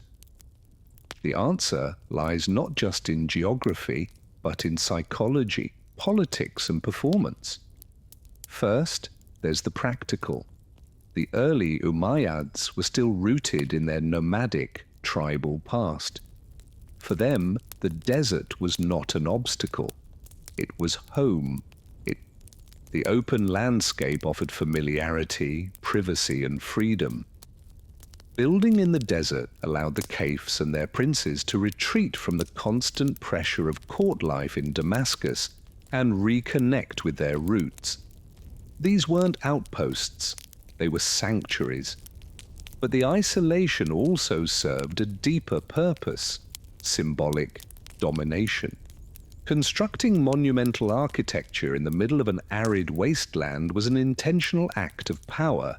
It demonstrated that even the most barren, inhospitable lands could be tamed and transformed by the will of the caliph. These castles sent a message that Umayyad authority extended beyond cities and farms into the very heart of nature's emptiness. Remote placement also ensured secrecy and exclusivity. These castles were where sensitive negotiations could unfold, where tribal leaders could be wooed with gifts and luxury, far from the rumors and rivalries of urban politics. The solitude created space for diplomacy, indulgence, and experimentation, whether that meant engaging with foreign customs or enjoying figural art forbidden in stricter religious settings. Additionally, the locations were often more strategic than they appeared. Some castles sat near seasonal trade routes or vital water sources. Others acted as administrative checkpoints, keeping tabs on Bedouin tribes or serving as resting points for messengers and caravans. Their locations may have looked remote on a map, but in the political topography of the early Islamic Empire, they were well-placed chess pieces. And finally, there's the aesthetic. The vast emptiness of the desert served as a backdrop that amplified the majesty of the structures themselves. The contrast between barren land and intricate stonework made these castles feel like miracles, man-made oases of culture and elegance standing in proud defiance of nature. Their remoteness wasn't a flaw, it was the point. Each desert castle was a quiet roar, declaring that refinement, rule, and beauty could bloom even when nothing else dared to grow. The desert castles of Jordan may no longer echo with the footsteps of caliphs, diplomats, or stargazers, but they endure. Quiet relics of an empire that dared to inscribe its grandeur into emptiness. And today they serve a different purpose. They are windows into a vanished world, drawing in scholars, tourists, and dreamers who walk their sand-swept halls in search of forgotten stories. Modern Jordan has embraced these sites not only as historical treasures, but as symbols of cultural resilience. Castles like Qusay Amra, Qasr al-Karana, and Qasr al-Mashata are now protected heritage sites, with Qusay Amra proudly wearing its UNESCO World Heritage Site status. Restoration projects carefully balancing preservation with authenticity have stabilized fresco-cleared debris and opened these ruins to public exploration. Still, time and nature remain persistent adversaries. The harsh desert climate, intense sun, dry winds, and sand erosion continue to threaten the delicate artwork and structures. Conservationists face the daunting task of protecting sites that were never meant to last over 1,000 years, let alone face modern tourism and climate challenges. But the effort persists, driven by a sense that these ruins hold not just artistic or architectural value, but spiritual and cultural insight. For modern visitors, these castles provoke wonder and questions. How could such beauty exist in such isolation? What does it say about the nature of power, art, and survival. Walking through Qusar Amra's painted chambers or gazing through the narrow windows of Qasr al-Harana, one is struck not by decay, but by the persistence of memory. And in a broader sense, the desert castles remind us that the early Islamic world was far more diverse, creative, and open than often portrayed. These structures challenge assumptions about art in Islam, about luxury in the desert, about the boundaries between East and West. They reveal a dynasty that was at once rooted in tradition and hungry for innovation. Today the castles stand alone again, surrounded by silence and stone. But they are no longer forgotten. They speak not with shouts, but with whispers about a civilization that saw the desert not as a void, but as a stage. And against all odds, their story still travels across the sands, echoing into the modern world. Imagine a world without numbers, without writing, without even the concept of months or hours. This was the world of our Paleolithic ancestors. Yet even then, time moved and people noticed. Before there were calendars, timekeeping devices, or even language to describe it, early humans tracked time by watching nature. The rhythm of the earth, its light, its seasons, its sky, was their only clock. The most obvious cycle was the day itself. Sunrise and sunset divided time into light and dark. But beyond that, humans quickly learned to observe the moon. Its phases were consistent and dramatic, a glowing disk growing, shrinking, and disappearing with eerie regularity. The moon became the first timekeeper, dividing life into repeating units that would later inspire the idea of months. In fact, the word month itself comes from moon. To early humans, a full lunar cycle, about 29.5 days, meant far more than a pretty light in the night sky. It was a guide for hunting, planting, gathering, and preparing for what came next. But the moon wasn't alone. Shadows changed length throughout the year.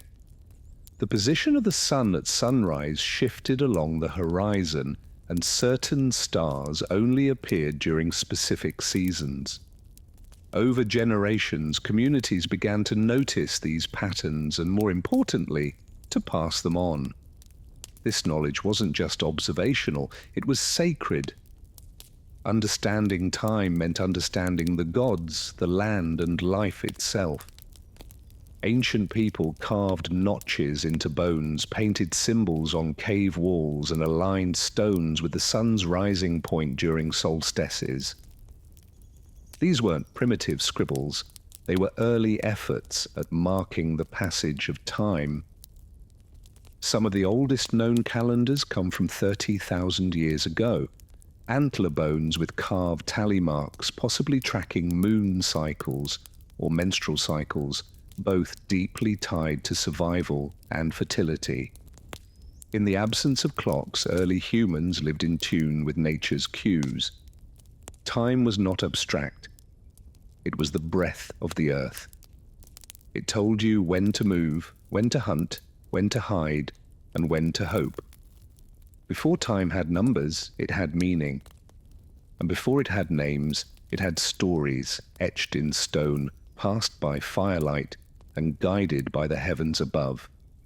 For ancient humans, the moon wasn't just a source of light. It was a clock written in the sky. Its phases were predictable and mesmerizing, waxing crescent to full moon, then waning to darkness before the cycle began again. This roughly 29.5-day rhythm was the earliest and most universally observed natural cycle. Long before civilizations rose, hunter-gatherers across continents were counting moons, not years or weeks, but moons. These lunar phases became the foundation of the first real calendars. We know this because archaeologists have found engraved bones and stones with carved markings in repeating sequences, likely tallying the days between each visible moon phase. Some of these artifacts are over 30,000 years old, predating writing and even agriculture. One such find, the ash is Ashango bone from Central Africa, contains a series of notches that many scholars believe correspond to a lunar calendar, perhaps even one used to track fertility or hunting seasons. Why the moon? Because it was the easiest way to see time change. Solar changes happened slowly, and stars required deep knowledge, but the moon was obvious, shifting every few days and offering a sense of progress. For early humans, especially nomadic ones, this was practical and reliable. A month was a complete moon cycle, and 12 of those came close to a full solar year, though not quite. This mismatch would cause problems later, especially for agricultural societies that needed more accurate planting schedules. As civilizations began to form, many cultures formalized these lunar calendars. The Babylonians, Egyptians, Chinese, Ma, and Hebrews all used versions of lunar timekeeping. Some, like the Islamic calendar, remain strictly lunar to this day. Others began adjusting, adding leap days or months to sync the moon's cycle with the solar year. But in these early stages, the moon reigned supreme. The calendar wasn't just a tool, it was a sacred map. The moon was often personified as gods, goddesses, or celestial beings who watched over the people. Its cycles were tied to festivals, rituals, and myths. In tracking the moon, early humans weren't just measuring time, they were giving it meaning. The moon taught us to count, and in counting, we began to understand time not as an endless blur, but as something that could be held, named, and passed on. As human societies evolved from nomadic bands to settled agricultural communities, the moon alone was no longer enough. Farming required more than knowing when a month had passed. It demanded precise awareness of the seasons, when to plant, when to harvest, when rains would come or frost would return. And for that, early humans turned to the sun.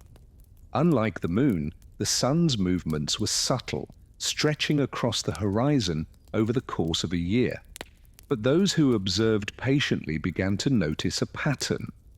The sun did not rise and set in the same place every day. At certain times of year, what we now call the solstices and equinoxes, the sun reached key turning points. These became cosmic anchors marking the longest and shortest days, and the times when day and night balanced perfectly. Ancient people began to build solar calendars, not with ink, but with stone. The most famous example is Stonehenge in England. Though its exact purpose remains debated, its alignment with the summer and winter solstices is unmistakable. On those days, the sun rises or sets perfectly in line with specific stones. In a world without clocks, this was breathtaking precision. Similar alignments appear across the globe. In the Nabtiplaya stone circle in Egypt's desert, in Cho Canyon in North America, and in the temples of Machu Picchu. These weren't random, they were built by sky watchers who connected celestial events with agricultural cycles and religious rituals. For these ancient societies, the sun was more than a giant torch. It was divine. Many cultures worshipped solar deities. Ra in Egypt, Ini in the Andes, Surya in India. The return of the sun after the longest night was often cause for celebration, symbolizing rebirth and continuity. These festivals, aligned with solar events, eventually formed the backbone of early religious calendars.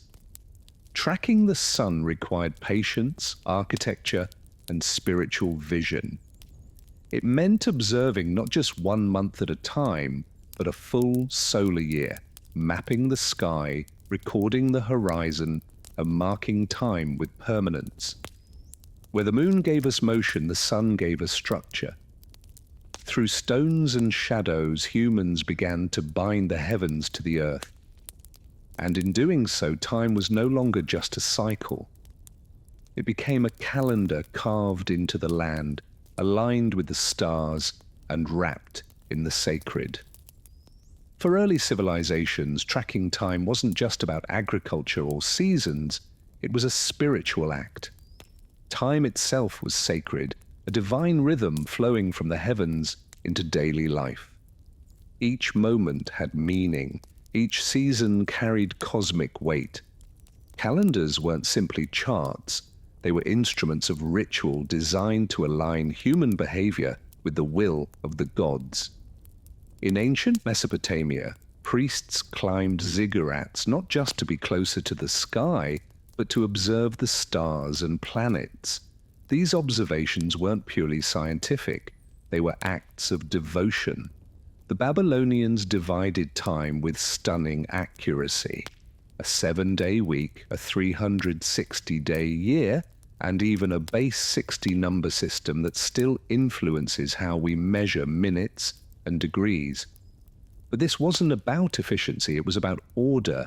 By measuring time, they were mirroring the divine structure of the universe. Egyptians took it even further. Their calendar, one of the most advanced in the ancient world, was tied closely to the Nile and the rising of Sirius, the brightest star in the sky. When Sirius reappeared at dawn, it signaled the flooding of the Nile, a life-giving event. That celestial moment marked the start of the Egyptian New Year, a celebration tied to fertility, rebirth, and the favor of the gods. Across the ocean, the Maya developed one of the most intricate calendar systems ever devised, combining lunar cycles, solar years, planetary motions, and sacred numbers into an interlocking series of time counts.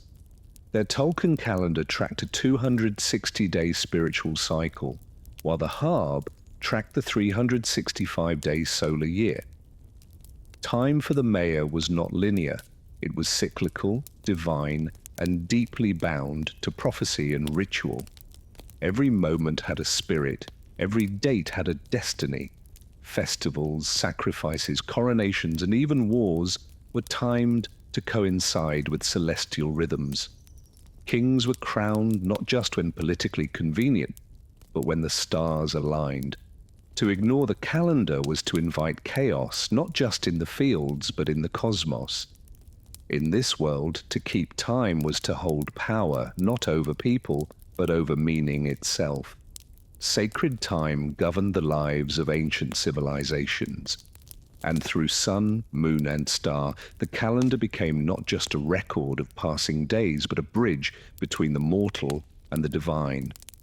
As civilizations grew more complex, so too did their need to organize time beyond months and seasons. The concept of a year, a full cycle of Earth's orbit around the sun, slowly took shape, but understanding that a year lasted about 365.25 days wasn't easy.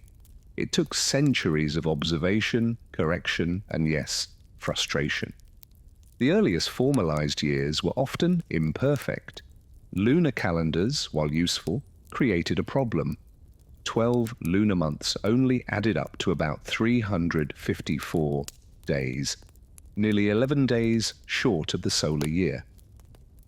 Over time, this gap caused chaos. Harvest festivals began to drift into the wrong season, and spring rituals occurred in the heart of winter. Civilizations had to make a choice, stay loyal to the moon or correct the drift. Many opted for the latter. The Babylonians created a lunar calendar, but added an intercalary month every few years to realign the calendar with the seasons. The Egyptians, however, took a bolder step. They abandoned the moon entirely and adopted a solar calendar. 365 days divided into 12 months of 30 days, with 5 extra days tacked on at the end. This was revolutionary and incredibly accurate for its time. But the Egyptian year still lagged behind the true solar year by a quarter of a day. Over centuries, this caused a noticeable drift. New Year festivals fell later and later. Enter the Romans, who inherited both Egyptian and Greek timekeeping and attempted to clean it up. Their early Roman calendar was a confusing blend of lunar months and political manipulation. Months were added or removed based on political needs, causing enormous inconsistencies.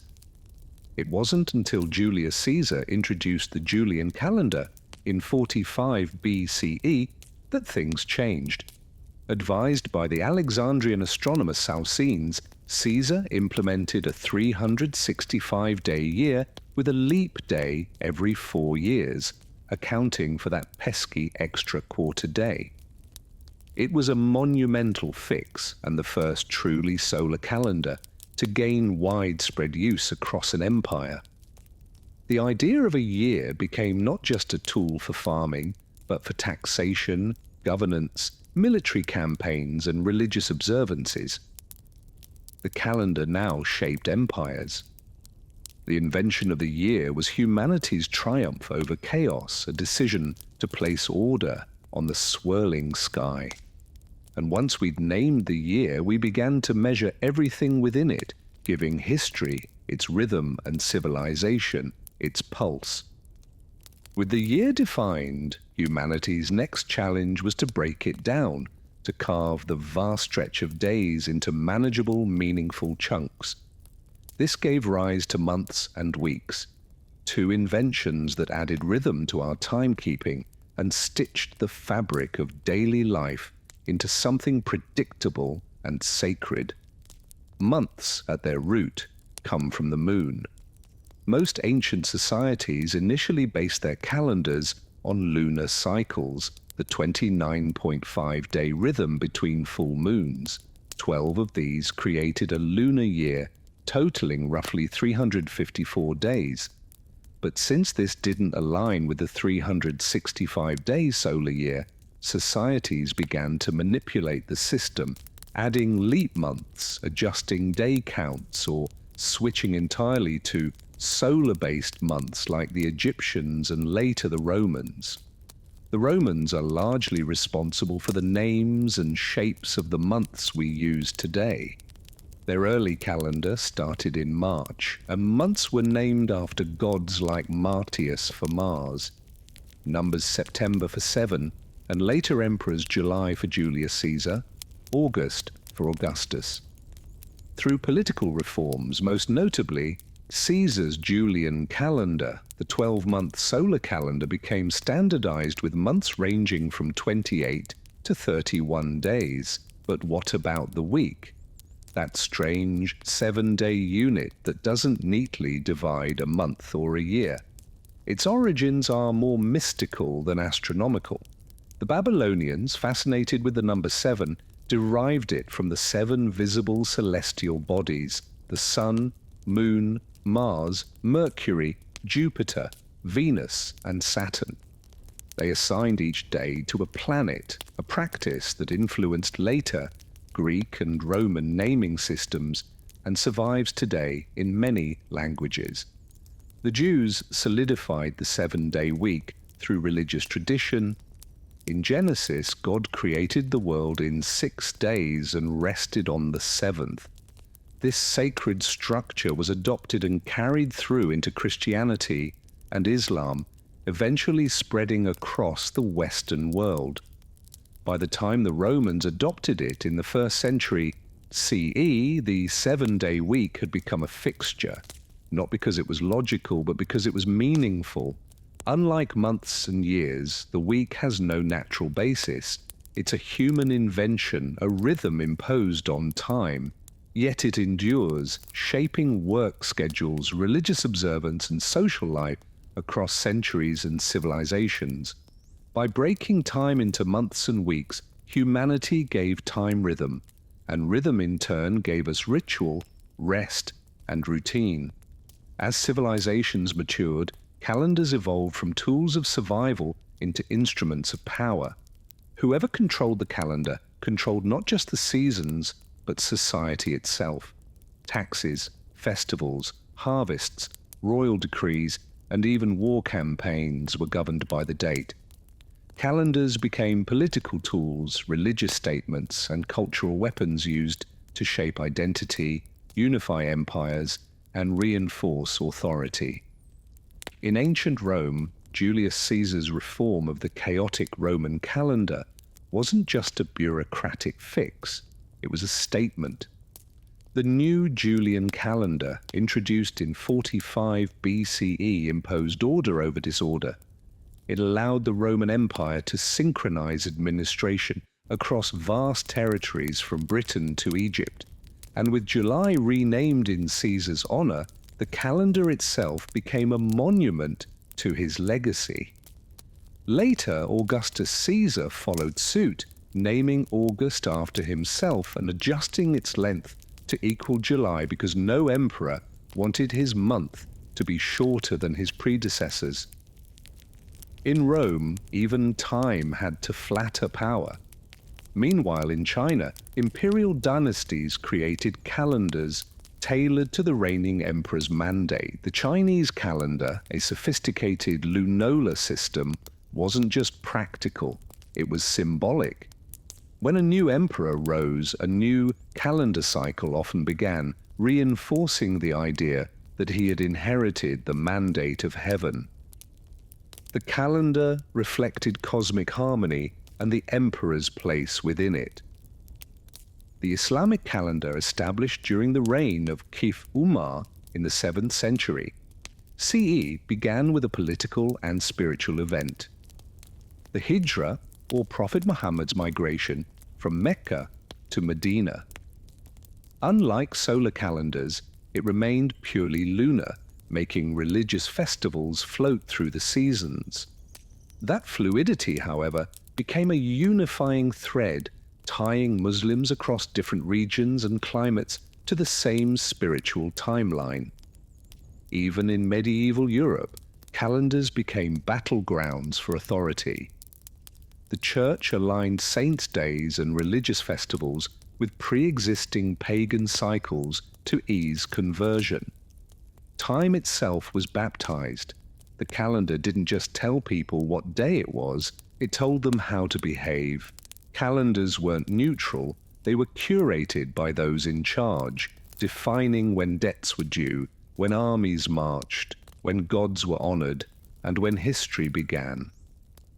From emperors to priests, kings to astronomers, the right to mark time became a form of dominion.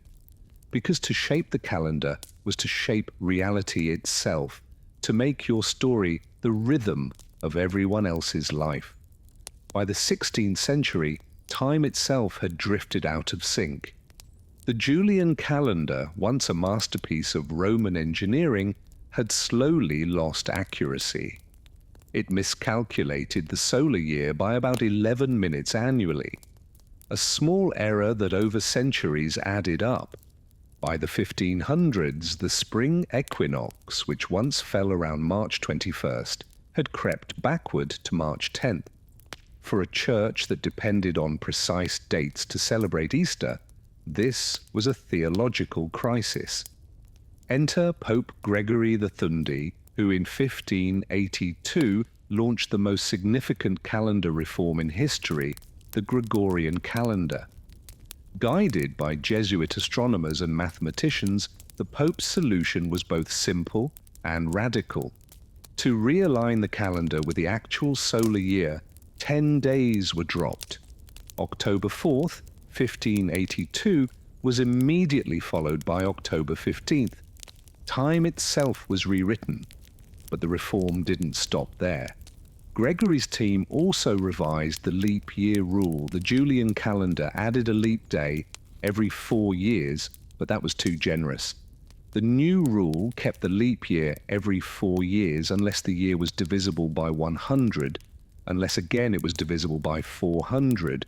So 1600 was a leap year, but 1700, 1800, and 1900 were not. This corrected the long-term drift and brought the calendar's accuracy within 26 seconds per year of the solar cycle. Still, adoption wasn't immediate or universal. Protestant and Orthodox nations viewed the Gregorian calendar with suspicion, seeing it as a Catholic power play. England didn't adopt it until 1752, by which point the era had grown to 11 days. Russia didn't switch until after the Bolshevik Revolution in 1918. The result, for centuries, dates could differ drastically between countries. Imagine two people celebrating New Year's 2 weeks apart in neighboring lands. Despite resistance, the Gregorian calendar eventually became the global standard, not because of religion, but because of practicality. As science, navigation, commerce, and international diplomacy grew, the world needed a shared system of time. The Gregorian calendar was simply too precise, too useful to ignore. This wasn't just a correction, it was a revolution in how humanity experienced time. With the stroke of a paper pen, the world's days were recalibrated and modern timekeeping was born. In the end, the Gregorian reform did more than fix Easter. It aligned the human clock with the celestial one, once again making time a dance between heaven and earth. Today, the calendar feels ordinary, something printed on smartphones, office walls, and kitchen magnets. But behind its grids and numbers lies a legacy thousands of years in the making, a journey from sacred ritual to mechanical precision, from observing the stars to syncing with satellites. Timekeeping, once the domain of priests and astronomers, is now a global system, standardized, regulated, and relentlessly ticking. We now use the Gregorian calendar almost universally. It governs everything from international law to shipping schedules, space missions, and the Olympic Games. But while this calendar dominates, others still exist, echoing ancient rhythms. The Islamic Hijri calendar continues to guide religious life for millions of Muslims. The Hebrew calendar governs Jewish holidays and traditions. The Chinese lunar calendar shapes festivals like the Lunar New Year. In India, regional calendars coexist alongside the Gregorian one. Humanity didn't abandon its diversity, it simply added layers of utility on top of ancient roots. And then there's atomic time, the most precise method of timekeeping ever created based on the vibrations of cesium atoms. International Atomic Time, TAI, measures seconds with such accuracy that it would only gain or lose 1 second every hundreds of millions of years. From this, we derive Coordinated Universal Time, UTC, the global time standard used for everything from internet protocols to airline schedules. Leaps, seconds are sometimes added to UTC to account for Earth's slightly inconsistent rotation. A reminder that even in the age of perfection, the planet itself refuses to be completely predictable. Yet despite all this precision, we still live according to rhythms that are deeply human. We celebrate birthdays, we look forward to the weekend, we count down to midnight on New Year's Eve, hearts full of hope, just as ancient people once watched the horizon for the return of the sun. The calendar in its modern form is both tool and tradition. It keeps airplanes from colliding, yes, but it also reminds us when to gather, when to rest, and when to remember. Behind its cold efficiency lies the same desire that drove our ancestors to carve notches into bones and align stones with the sky. The yearning to understand our place in time. In measuring time, we measure ourselves past, present, and the dreams that await tomorrow.